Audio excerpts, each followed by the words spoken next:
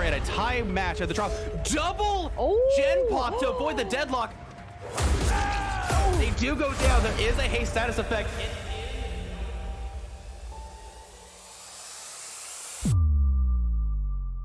They do have to be careful here. The hatch is going to spawn momentarily. Dead Hard could get them the distance to get it too. Shot. Really smart play on the ace. Oh my god, getting shot through the window. No longer have distortion, and they are going to teleport here. I think they get there in time. Yes! Oh, the grab! Yes! That is disappointing. This is be a 4-man out because. Yeah, but they will be able to block this. Yo, getting caught on that. Ace coming with the body block. God. Oh, they were here.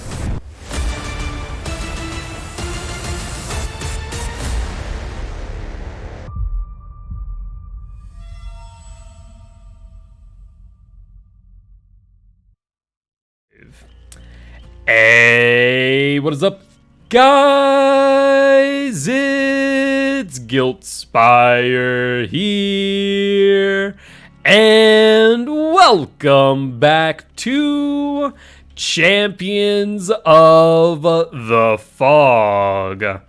Today I am joined once again by Tuliko. How you doing today? I'm doing well, thank you very much, Rue. I'm excited to get these matches underway. Did you just say Rue? I sure did. Surely did. Surely did. Wow. You know, I got nothing. I apologize.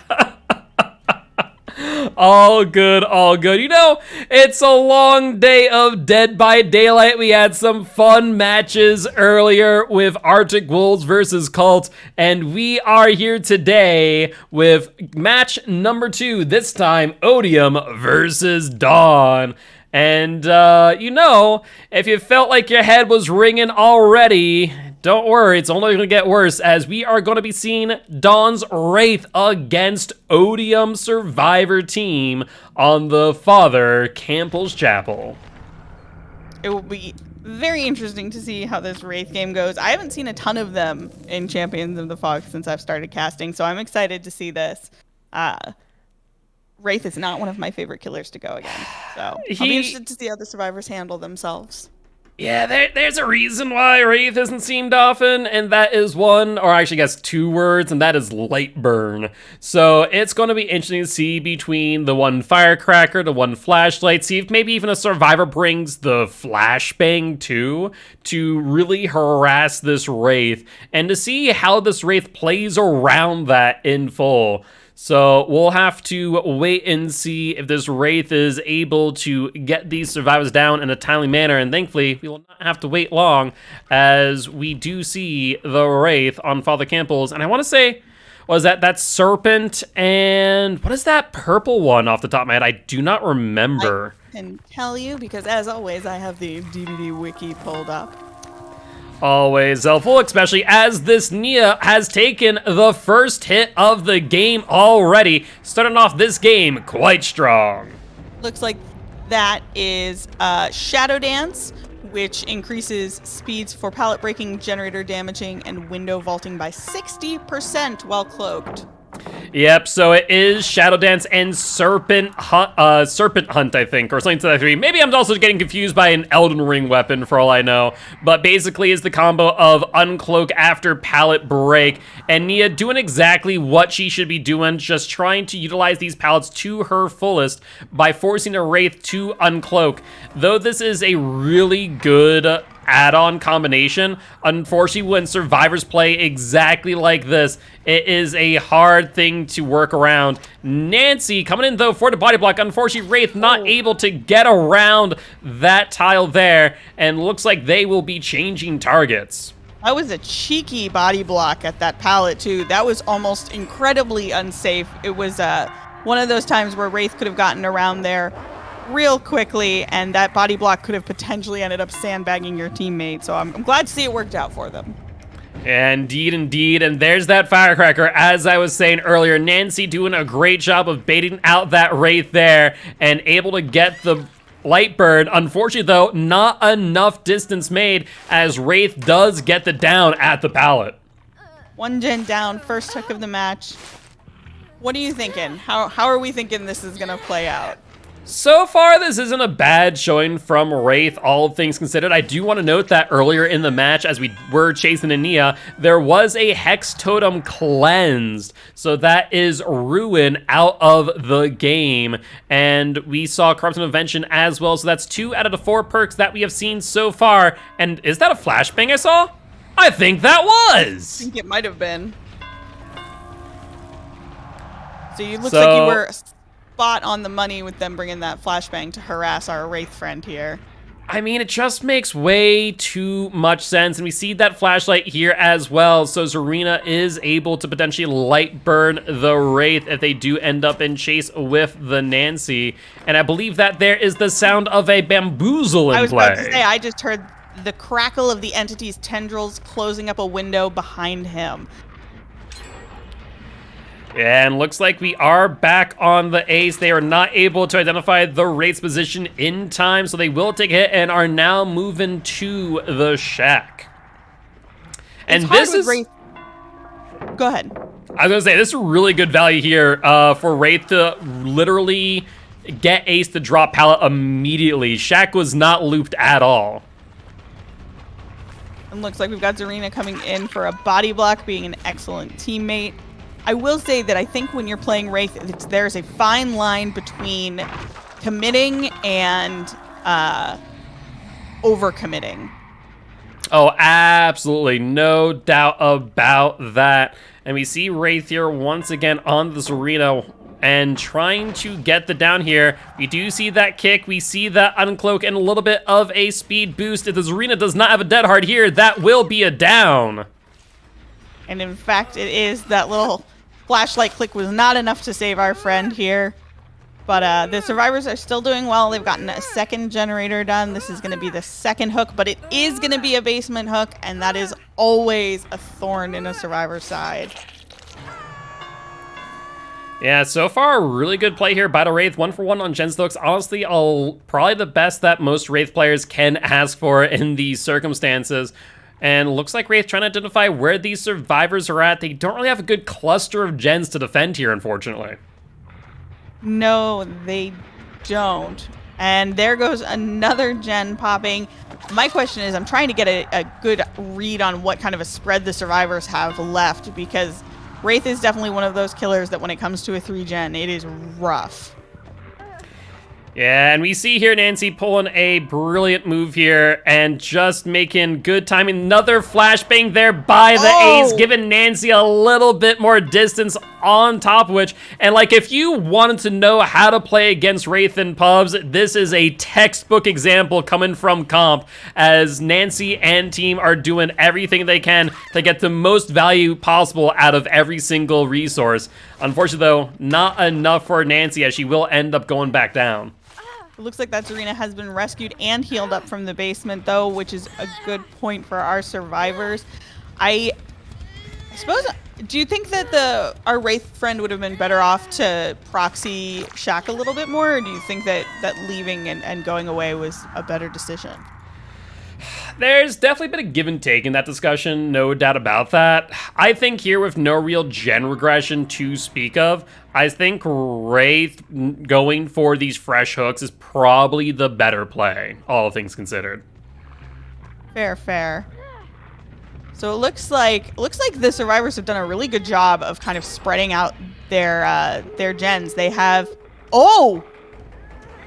Wow. I didn't see that coming, and if we look at the side of our screen, we will in fact see that pesky haste status effect, which means... No Ed. Yep, I was going to say no way out, but like, you know, with Noah, there is no way out in many ways. That is true. Yeah, so that will be Noah in play. The haste status effect. We'll see if these survivors are keen on it, and looks like they are on top of it. These survivors here are very astute at dissembling them totems, as we saw actually a dual totem there on that hill as well. However, we will see Wraith claim the life of one survivor, and so far these exit have not been touched. That's an interesting move, and I'm wondering why that is, because he spent an awful lot of time over on the hook by the Nancy. I would have thought that perhaps they would have gotten a little bit of work done on this door, but maybe they were all looking for Noed, assuming that they had it. Yeah, I do think that is the case. We will see Zarina here with the Wraith, and there's the flashlight, the tempted Lightburn Wraith trying to get around an obstacle for the Uncloak here, and they will get it in time. Now the question is there a survivor on the exit gate? Ace with another flashbang too. Yep, this and it is sounds going to like be there is, dicey. And this gate is going to be ready to go. The question is, can the Ace make a good play to get out here? Will our friends come in and body block? No, they are out. He's it looks like going- he's going to be going for Hatch. And this is going to be a close one with that flashbang too. He doesn't get the flashbang. Oh, no. Wraith trying to get in front of the Ace. Will they do it? Oh, no. They do! Oh, no! Oh, And wow. And unfortunately, that- he's already wasted that flashbang. Yeah, that is brutal to say the least. That flashbang was the last-ditch attempt of getting out, but unfortunately for the Ace, it looks like it will be a 2K for the Wraith. And Wow. Wow. that was a turn of events right there. Wow. I question that choice to go for Hatch, just because you know how fast he is, and you know that in comp he's going to be running some speed add-ons of some sort, although not in this case. But you could no assume. speed on Sony here. You know what? They don't know. It's okay. Well, I will say, though, I mean, Ace used everything at his disposal. He had a balanced landing. He had a flashbang. If the Wraith had made any different decision there and going any different direction instead of going around that tile and going through and eating that flashbang, the Wraith would have been in such a huge disadvantage during that chase. That's true. That was a really well executed plan on both sides. Unfortunately, the Wraith was just a little bit more. There's words that I'm trying to say, and none of them are happening correctly. But the Wraith did good. The Wraith did do good. Jeez. But with that, it is indeed.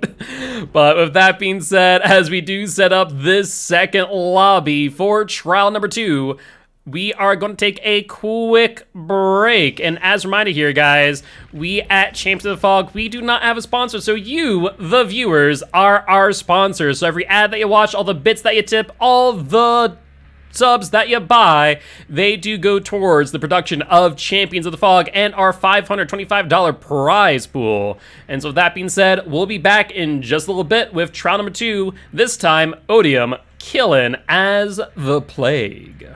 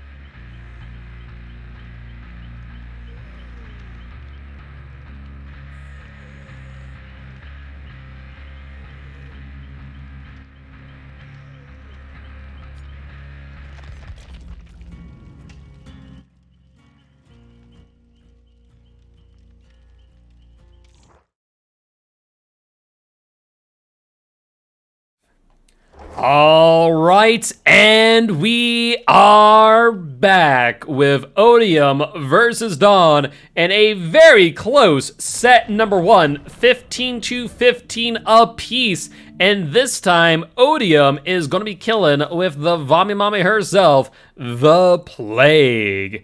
And all they need here is a 2k8 hook in order to claim victory. However, if Dawn's Survivor team is able to get a 3-man out, that will spell victory for them. So this will be a close match indeed. The question is, has this Plague woken up and chosen violence? And I believe Of course the answer they to that have. question is a resounding yes. Yep, double apple once again. I do love Plague for their add-on diversity. Sometimes you see amulet apples, sometimes double apple, usually those two, but like Plague has so many good add-ons available to them. That is true, and there are some cheeky add-ons that I didn't know existed until recently, and I find that now that I do know they exist, I'm very angry about them. Fair enough, fair enough. Well, we'll see how angry these survivors are, and we do see a crow going off there in the distance. The Plague saw it too, and that is the Nia and the Ace off to the races as they are trying to get their first infection here of the game. Clearly, they had the sense to come over and say hello to Maurice before they got going on things, and I, for one, think that that is a very sensible move and can only assist them in this match. Indeed, indeed. You know, if you don't say hi to Maurice, karma will come back to get ya. And we do see Plague drop and chase with the Nia, instead going for the Claudette. And these survivors are very keenly aware of one of the Plague's perks, Thanatophobia. Ah, our dear friend Thanatophobia, the slowdown that everyone loves. Honestly, like, there are times where I go, which one's better, Thanatophobia or Scourge Show Gift of Pain? I do wish I'd see a little bit more of that, but for Plague, I would definitely say Thanatophobia is the way to go. Yeah, it is an incredibly sensible perk to run on a number of killers, including Plague. But it is also incredibly frustrating as survivors. Perhaps that is one of the reasons why it is so widely used.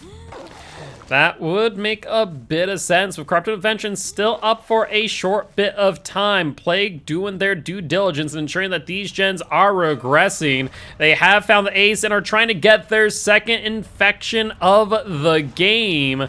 Unfortunately, unable to do so here.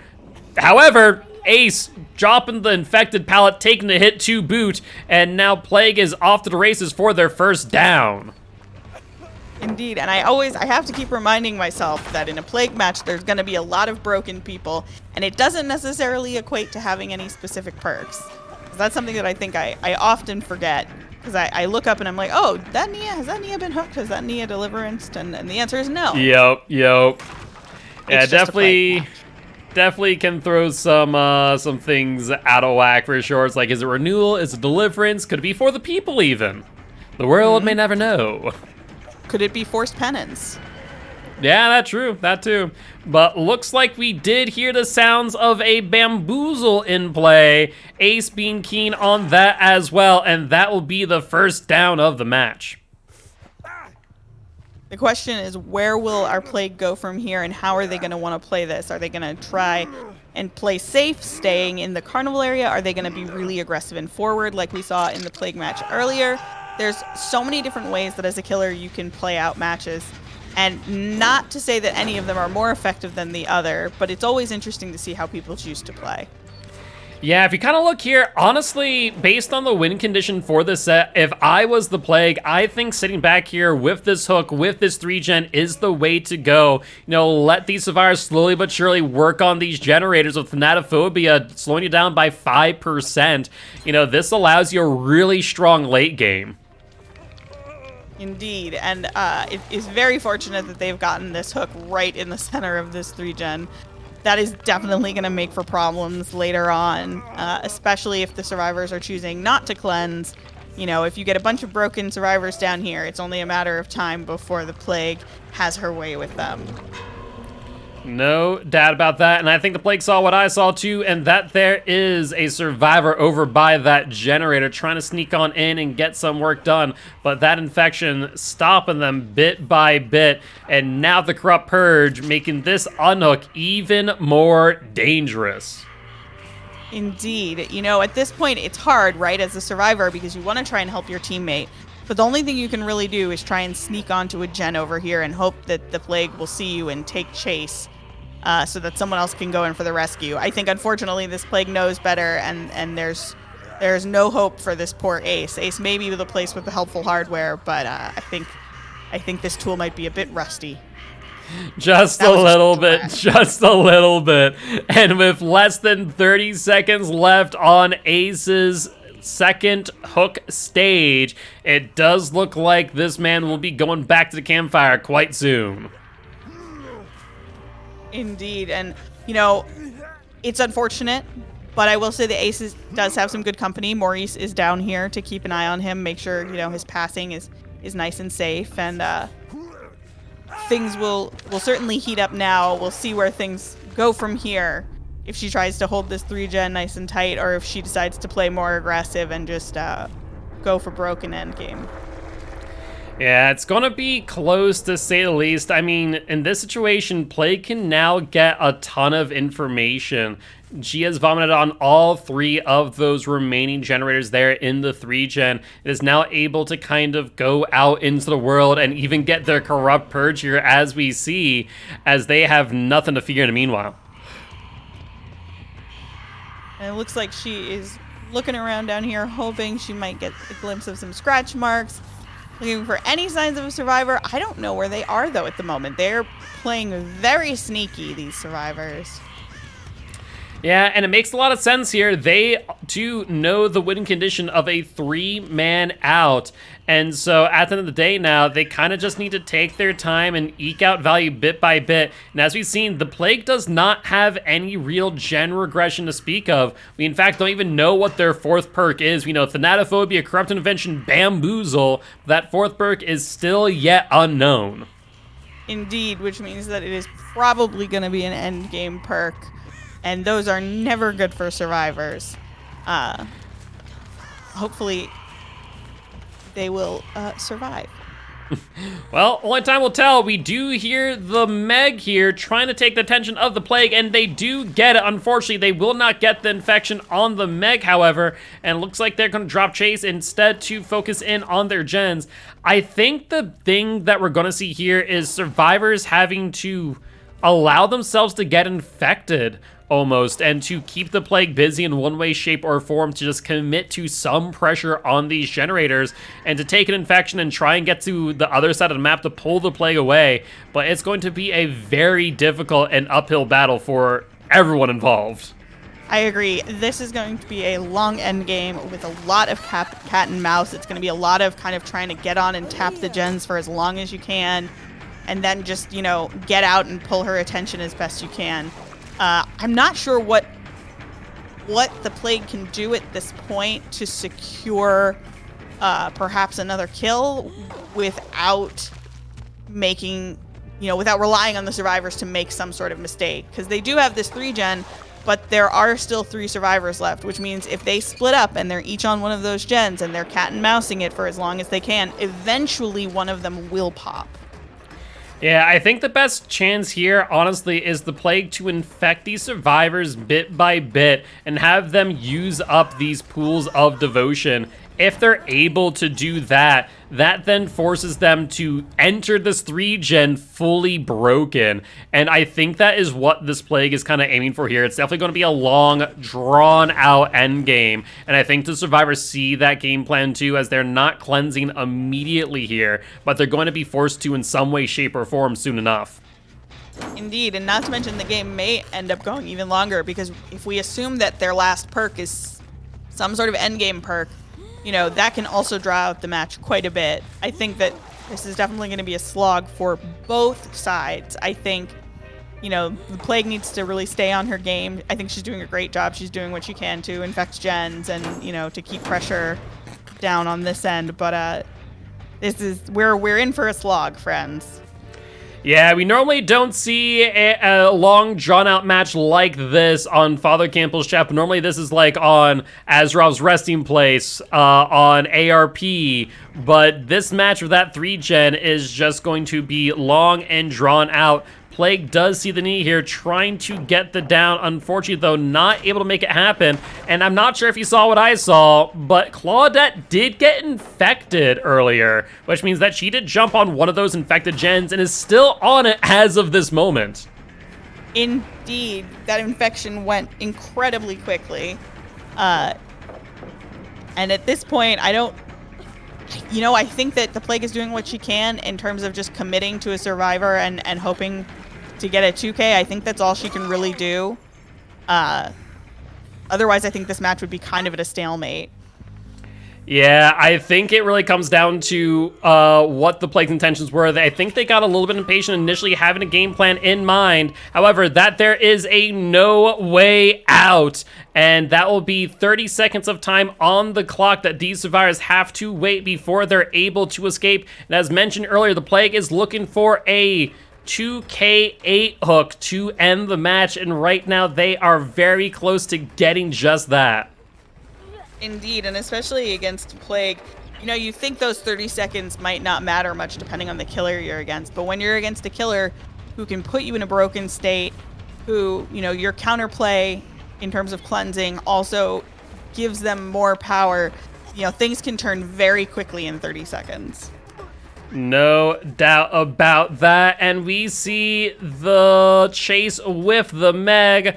Plague trying to outmind them here at the Z-Wall, will get the down. It looks like they are opting not to slug here. I think if they get this kill here on the Meg, that there will tie set number 1. However, if they are able to instead get one more hook and camp, that there will be the set point for Team Odium. So what would you do in this instance? Would you just camp this out, or would you go for that additional hook? I mean, exit gate here is open. There's no way for you to get there and get another down, so you want to play around the possibility of a deliverance. With no deliverance being played, however, that will be the 2K7 hook indeed. And that there, I believe, will result in a tie match. Can't get much closer than this going into the second round of games. No doubt at all. And with that being said, good showing from both Odium and Dawn's Survivor and Killer team. So far, I'd like to be able to say that we can, award a set point, but with it being tied up, it will now be tied to the match point. So every point here going forward will count towards those set and match points alike as we move into set number 2. Odium once again killing, this time though on the suffocation pit with the artist. Should be exciting indeed to see what picture the artist can paint for us. But before we get into that, we are going to take a quick break. But before we do want to remind everyone that we are partnered with Stream for a Cause. They are a non-profit organization based here in the United States, and they support a whole array of different causes, from LGBTQA+ to the Ukrainian refugees to Going Green initiatives and so much more. So if you guys are able to donate even $1 to Champions for a Cause, the fundraiser that we set up with them, it would mean a whole lot and does impact Championship of Champions in December, where the winners of COTF or Champion of the Fog will duke it out for the grand prize. With that being said, we'll be back in just a little bit.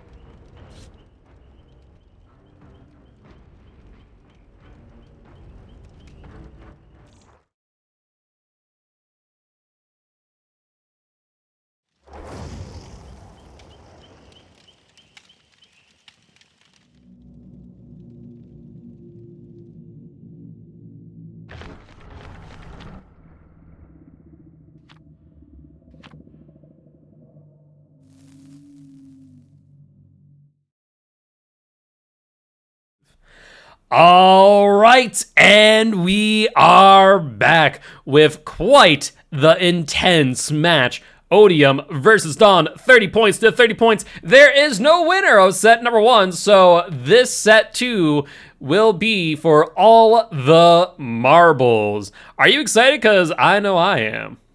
I am excited. I am also incredibly nervous for this. I mean, essentially, what's happened is it's almost like the first 2 games didn't happen, you know, because they're perfectly even in score. So the question now is who is going to be able to take that pressure and channel that into excellent killer gameplay, and who will perhaps crumble?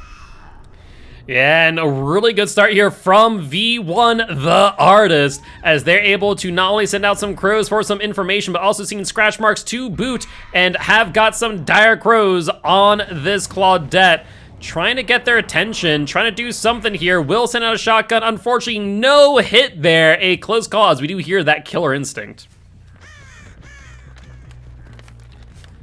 And looks like Claudette actually trying to drag the artist back into this corrupt area. The artist, however, not wanting to give up any gens just yet, however, as we do see a couple of totems. I would imagine a Ruin and an Undying, as I believe you've only seen one Devour Hope thus far in the season. That sounds about right. And it looks like she is going to be on this Claude taking chase. And trying to set up for the Dire Crow. Will get the initial hit. Will they be able to get the follow-up? That is the question. And Claude will vault, and that will be the down. That was very smart setup from our artist, kind of covering her bases in terms of all directions the Claude might go in order to secure that down. It was very well played. And it looks like there are some scratch marks over here, so she knows exactly where she'll be headed next.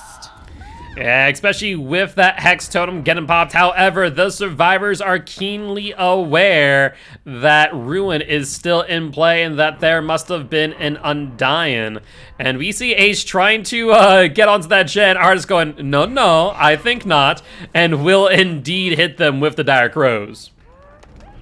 Seems like they'll be ignoring that Ace, though, for the time being, in favoring of making sure that there's no one who can get in here for a cheeky rescue on the Claude. Yeah, we see a really smart play here. I really do like Artist with Ruin, as the Artist is basically able to set up these Dire Crows here on these gens, forcing them off in order to get rid of the crows before they're able to get back on. And that 200% regression with Ruin, it does a whole lot of damage.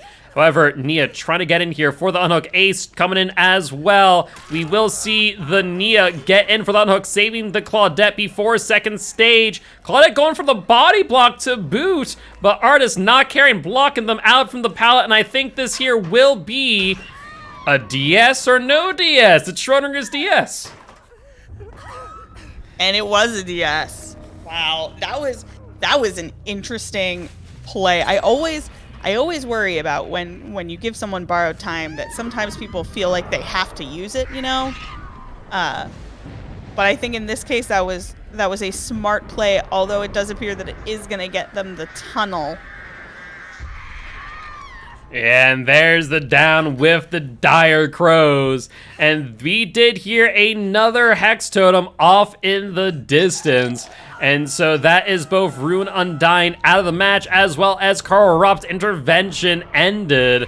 But, I mean, the 3-gen hasn't been broken. There's some work over here, but we're kind of in almost the same scenario as before, as Claudette is hooked in a bit of a unfortunate location. Indeed, and getting this Claudette on the hook again is a good victory for our killer as well, because they know now that DS is out of the game. They don't have to worry about that for the rest of the match. They can just pick people up as they need to, and that is a nice little bit of information to have in your back pocket. Absolutely, absolutely. And we see once again these survivors trying to come in and get the unhook. The Artist trying to deter them from doing so, however. Will get the hit on Nia, so if she was BT before, she is not BT now, as I believe this is the Meg coming in for the unhook. But unfortunately for these survivors, the Artist will pay them no mind, as they are going to be going for the down on Claudette. Nice borrowed time from the Meg as well, so it looks like those are our 2 borrowed gamers. Unless the Claude was just doing a big old fake out back at that first hook, which I assume is not the case. That would be a play, to say the least. Survivors, though, not going down without a fight, will get another generator here, and Claudette extending this chase further and further, even dodging those dire crows. Yeah, I think that, honestly, I feel like the artist might be spending a little bit too much time chasing this Claudette through this building. It's a pretty big building. She is not the speediest, and it certainly, I think, there's probably a lot of gen work getting done in the meantime here. Indeed, but that there will be the down on the Claude and the first death of the match. I mean, as long as they're not able to complete this gen over here, the artist will be in a pretty good spot, but if it pops on off as I hear it being worked on currently, it is going to be a very close match, but Meg dropping off the gen and artist making the smart move to kick it, even if for 0.3% per second. Indeed, the question is, what is this last perk that our killer is going to be running? We can assume it's probably an end game perk. It's not pop. So I think that will definitely come into play in terms of how this match shapes up, but she is doing an excellent job of keeping them off that gen, despite the fact that it did have really, really good progress. And looks like Ace will pop off that last gen. Artist thinking about committing to the chase, but knowing how close that last gen is, will end up dropping back and going for the long range down on the Nia, and will get it from afar. Wow. Wow. That was beautifully played. And I hear an Ace behind there trying to get the pallet stun, unable to get it, will take a hit to boot. I'm wondering if maybe an adrenaline play is in the works there. Ace seemed very willing to take that hit. Indeed, and that was a very smart play from the artist, swinging through that pallet to try and avoid that stun. Yeah, absolutely. I think everyone heard the Ace jump out that locker like a bat out of hell. And Meg here trying to once again get this gen finished, unable to do so though. And artist will go for the down on the Meg, will not get the down with the dire crows. Meg going for the window. Artist trying to push her back in, and Meg unable to get to the pallet in time. Unfortunately, I think the Meg made a bit of an error sitting that gen too much. I think they either needed to fully commit or get off, because they definitely could have fully committed, but they probably would have gone down. But now they are down and the gen is regressing. Yeah, unless there's an unbreakable play, I think that the artist could sit here and just relax, watch this gen regress as much as possible. This will be a defining moment as we do see the Ace go down as well. This is as good of a time as ever to go for the pickup on the Meg and get her on the hook as that gen's regressing, as Nia needs to go for the pickup though. Wait, I think that gen's being worked on. I think Nia might be there. I think you might be right. No. Yeah, she is. She's trying to commit to it. No, I thought I didn't see sparks for a second there. I was like, you serious? She's actually going for it? But no, it is still sparking there. And looks like they're trying to get the heal off on the Ace. We do see the sprint burst there from the Nita, trying to get a little bit of distance, but those dire crows have not gone off yet, and we will not see the hit. And I think here, honestly, Ars just camps out the hook, camps the gen, calls it a day. Yeah, everyone is playing incredibly well here. I think that the artist has a very, very strong position, and they are proving that they are incredibly lethal with their dire crows. They have hit some excellent shots, first on the knee and then on the Ace. I would be a little concerned, even if they've only got one gen left, especially with the hook here being so close to it. Yeah, and we knew for a fact that the Meg was one of the BTs. So Nia is the only BT left at this current point in time to come in and get this unhook. And you know that the artist has been keeping tabs on that and is fully aware that if they do get unhooked, that they firstly most likely will not have BT, and they definitely won't have DS. So that'll be a quick out for our killer. Indeed. There is one other second chance perk that could come in play, though. A potential kinship, as we did see some scratch marks go out and come back in. However, that timer's still ticking. Yeah.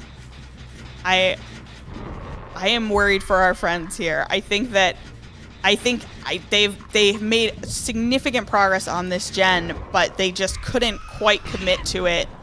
Oh, Nia is coming in for the rescue. Yeah, Artist but gonna try and go for the grab and not risk.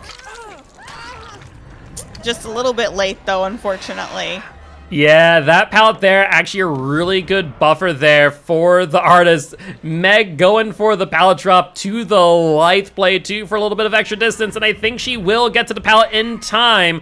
Dire Crows, though, clipping her, and they will get the down on the Meg. That BT must have just worn off. And the next question is, does Ace have enough time on that gen in the corner to get it cranked out? And the answer is maybe, as he jumps off the gen 2 back on, and it is getting close. Oh, this is right there. And This we is see tense. Nia. Yeah, this is going to be a close one because we see both Nia and Ace's gens pretty well progressed. And if no gen aggression to speak of, at 0.3% per second, this is going to be a long and drawn out match. Indeed. Although this one on the left does seem to have lost quite a decent amount of progress. Absolutely. This gonna be a lot of cat and mouse. It's gonna be long. Yeah, but now with Nia taking that hit from the Dire Crows, let's see if they're able to get the hit of the shotgun. They are not able to do so, and I think we're going to see a chase with the Ace here. Or maybe not. Looks like they're going to stick with the gen regression plan. Yeah, I think that is the better choice, honestly, because if she starts to chase that Ace, that gen is much closer than the other, and Nia could easily sneak in behind and try and finish this one off. I think that she is making the choice that she can and feels like she needs to give herself the best chance of getting a 3K or a 4K here. Yeah, absolutely, though. Unfortunately for the Ace, though, setting up with those Dire Crows, trying to get the down, unable to get it, though, as Ace will move behind Logs and Hill to get a little bit of distance. And it looks like Artist is going to try and regress this gen now. Oh, I mean, someone has to make a move at some point. It's kind of just a back and forth, and the Survivors are going to gain advantage here, bit by bit, chipping away at these gens. It is only a matter of time before one of these gens gets completed. Indeed. A matter of time, but that could mean a matter of minutes or a matter of years in the end game like this. And with that, though, the down of the Dire Crows, unless Nia has Unbreakable, I do think this is the Swan Song, or in this case, the Crow Song, as Ace will go down to the Dire Crows. Really, really smart plays by our artist and really excellent shots as well. They had some very cracked shots from quite a distance, and they definitely played this game incredibly well. Indeed, indeed. However, don't want to discount the Survivors as they were able to get 4 gens completed. And as I say all the time, 4 gens is kind of your minimum as a Survivor team that you want to make sure you get, as it does allow for your killer to at least have a bit more of a chance even towards the end game to get a 4K. Yeah. I do go back to that Meg on the gen, wondering if she had committed, if she could have gotten that one done. I really think she could have, but you know, at that point when they still had 3 of them left, I guess maybe they felt that committing and going down for that wasn't exactly the play. But I think that there was definitely a world in which they could have gotten a 2 out here, and it's unfortunate that just doesn't happen to have been the case. I would tend to agree, and with Ace moving to second stage and no deliverance in hand, that there will be the end of trial number 3. And this time, we're going to be seeing Dawn bring out the plague on the suffocation pit. And this is for all the marbles. Wow. Really well played by everybody, though. Excellent Oh, yeah, match. absolutely. It was very intense, down to the wire. I think there are many points in that match where you could, look at it, look back at the VOD and say that was the turning point of it all. but definitely was fun to watch one way or another.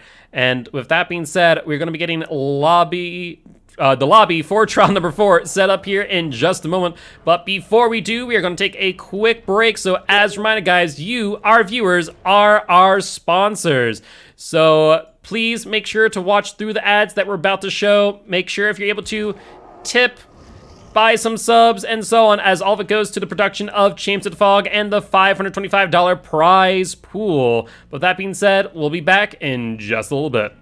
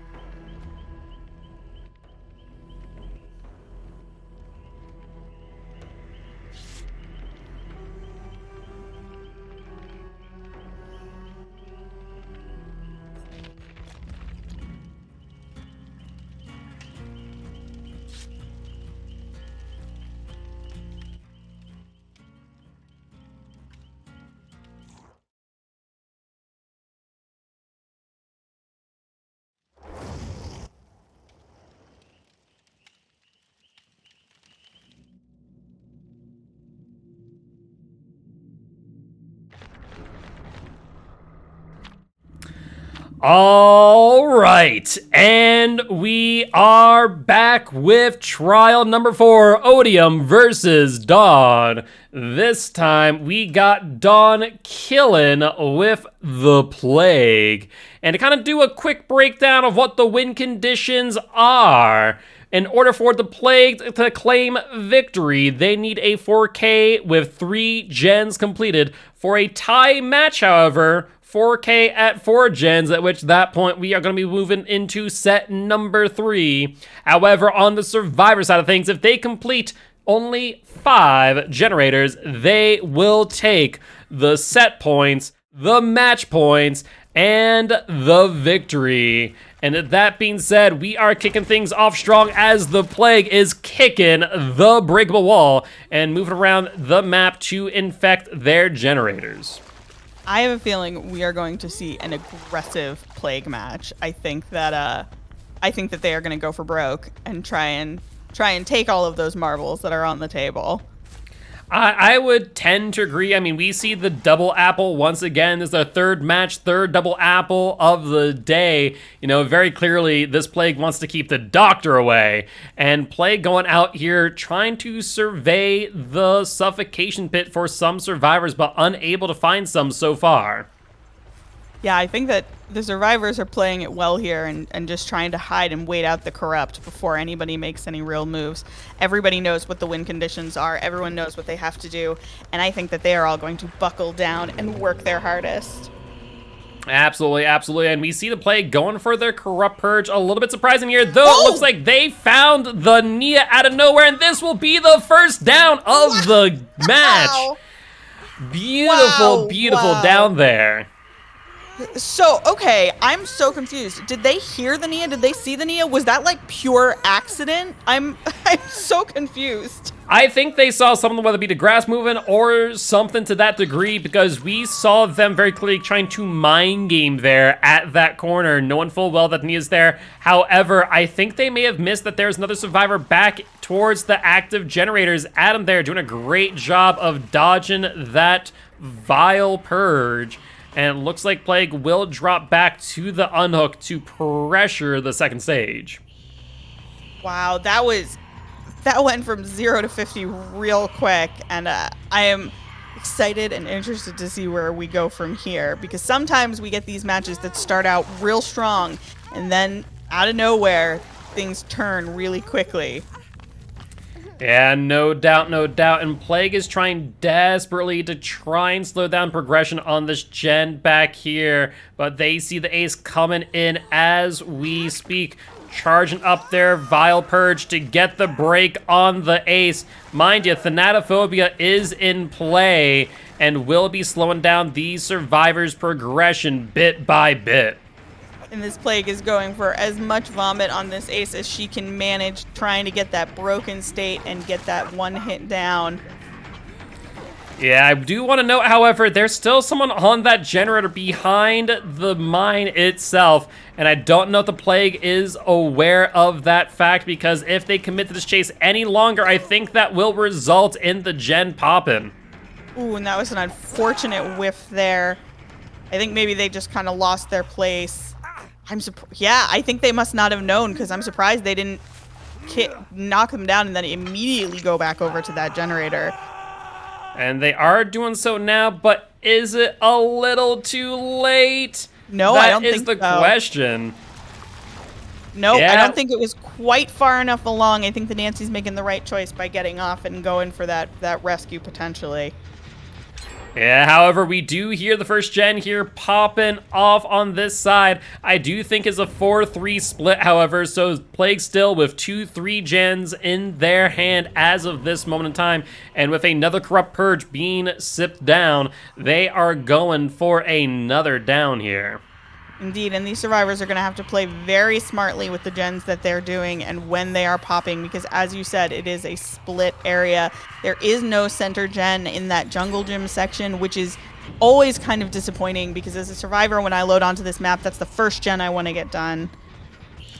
No doubt, no doubt. However, these survivors busy at work as we hear another generator and Hex Ruin being cleansed. This plague currently left with no gen regression to speak of. That is the case here. However, oh wait, no, never mind. I lied. Nothing. Don't worry about it. Well, survivors and potentially very astute viewers will note that all 4 perks are known. We, of course, have the Thanatophobia, Ruin has since been cleansed, Corruptive Vengeance has since ended, and there is a bit of a speedy kick with the Brutal Strength. That's what I was going to say, but I was worried that no one had noticed yet, and I didn't want to give it away. That's what I was going to say with Brutal Strength, but that's okay. Whatever. It's one of those things that, like, yeah, survivors will probably notice and go, wait 1 second, that felt a little bit quick. You know, when you're playing DBD enough, you kind of start to get a sense for what is and what is not as fast as it should be. Oof. And with plenty of time left on this Corrupt Purge, I think another hit on the Nancy could potentially be inevitable, although she does seem to be running quite well. Yeah, a little bit of mind game attempt there by the Plague, unable to get the hit there. And once again, Nancy keeping that corner very tight. However, the vault will be her demise, and another gen popping off here on the Shack side. Wow, this Plague is really making some smart choices in looping here. I am incredibly impressed with that. They keep just catching this Nia right around corners. And the question is, though, will that gen behind the mine get completed? And if so, that will spell the end for this match, as Play can now only at most tie it up. And I think, well, nope, they might all be down here, but I think it's possible that that gen will go. Yeah, it is going to be tight indeed. Obviously, this Corrupt Purge is going to help them, but that gen is not regressing and was pretty well progressed to begin with. They're going to be trying to get some quick downs here with the Corrupt Purge, but will it be enough to get the 4K in time? I don't know. These survivors are playing incredibly smart. They've been doing a very, very good job of giving this Plague the runaround and not giving her an inch to play the game with. So I think a 4K would be a pretty big ask at this point. I don't think a 2K is out of the question. Maybe. I think more likely we're looking at a 1, though. Yeah, I mean, we still see this gen very well progressed, 75%, if not more. Plague trying to desperately get a hit on this Nia. Initially, I thought they're going to go for the tunnel on the Nancy, but as they saw Nia going for the gen, opted to drop chase and protect the gen instead. Indeed, and that Brutal Strength coming into play here. Just a little bit of extra speed on those gen kicks and the pallet breaks can end up making a big difference in the long run. Yeah, but with no gen regression to speak of, it's going to be an uphill battle for this Plague. I mean, if there's 3 survivors left in the match, I think like we saw before in trial number 2, I think we could see a very grindy game. Oh. But a DC late into the match, there is no restart for that. And at this point in time, well, it's starting to look a little bit like trial number 2 all over again. Wow. That is incredibly unfortunate for our Survivor team, who have been playing very, very well up until this point. I have to imagine that has shaken them a little bit. Yeah, I would tend to agree, and now we kind of have to play that slow and grindy match that we saw in trial number 2, where these survivors are just going to have to eke out value bit by bit by bit. And if they're able to sneak back there and get some progress on this back gen, that there will spell the end for the match. And looks like Adam getting back here. Plague opting to go for the kick, but like I said, 0.3% per second ain't gonna do you much. So only time will tell what these survivors can do. Especially if the survivors are spreading out and working on the gens little by little. And it looks like we are gonna take chase with Tap through this main building here. See what he can do. Yeah, Tap trying to avoid the full infection now. Will end up getting hit by a lot, but looks like he is looping really close to this gen. Ace, though, is now broken, suggesting that he is on the infected gen as we speak. Plague may not have noticed, though, as they're still on Tap, and looks like that there will be the hit, but not before, or not until after being broken. This is... There's that last gen. This is... And it was not the gen that we anticipated it would be. It was this rock gen over here. The question is, can all three of them manage to get out at this point? We know that there's no Noed, which is very good to know. Plague doing a little bit of nodders here, playing with her food, it seems like. Yeah, though unfortunately I think the Plague is well aware that the win condition has since passed. The game cannot be tied. The survivors have brought it home, and that will mean that Odium takes the 3-point victory over Dawn. And now we're kind of just looking at the bragging rights side of things, as we will see Sir Pickle chase the ace out of the match. Yeah, and I think even despite that accidental DC, the survivors just played this game really, really well. I think it would not have been unfathomable for them to have gotten a 4 out for this one. Plague also doing a great job as well, but I think the survivors just had a little bit of edge on them. Absolutely, absolutely. But with that being said, GG, well played to both teams, and congratulations to Odium for the 3-point victory. That being said, that there is going to be the end of this match, but do not fret, as we have one last match coming up, and it is going to be Ruby Wolves versus Modern Retro, so should be quite exciting. But with that being said, before we do go, where can we find you next time you go live? Hi everybody, hey there friends, I'm Tweelico, you can just call me T. You can find me at twitch.tv/Tweelico. I'm a variety streamer. I play a lot of Dead by Daylight, Grounded, Overwatch, etc. I have a poodle, so if you don't want to come see my face, come for the poodle. And yeah, I would love to see you guys over there. I stream 5 nights a week at 8 p.m. EST. Awesome. Really do appreciate that. And definitely make sure to stop on by, say hi next time T is live. Would be much appreciated. But with that being said, we'll be back in 34 minutes for the 3rd match of the day. We will see you soon. Bye-bye.